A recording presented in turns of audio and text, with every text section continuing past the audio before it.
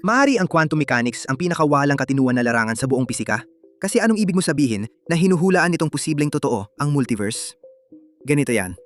Isipin mong may elektron tayo na malapit ng gumalaw. Pwede itong kumanan o kumaliwa. Ayon sa quantum mechanics, bago obserbahan, nasa superposition ito ng mga pagpipilian. Pumupunta ito sa kaliwa at kanan ng sabay.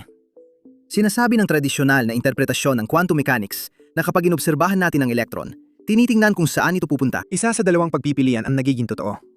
Ang isa pang posibleng realidad ay hindi na maaring umiral na yon. Pero may ibang paraan ng pagtingin dito.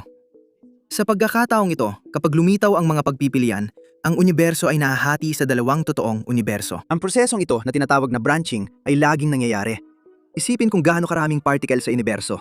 Bawat segundo, trilyon-trilyong particle ang dumadaan sa mga quantum na desisyon. Nagiging sanhi ito ng paghahati ng mga universo at pagbuo ng multiverse na tinatawag na many worlds interpretation. Bagamat parang science fiction, may matibay itong batayan sa pisika. Ang nakakatakot na bahagi, may mga nagsasabing ito ang susi sa quantum immortality o buhay na walang hanggan. May ginawa akong video tungkol dito na dapat mong panuorin para malaman ang buong kwento.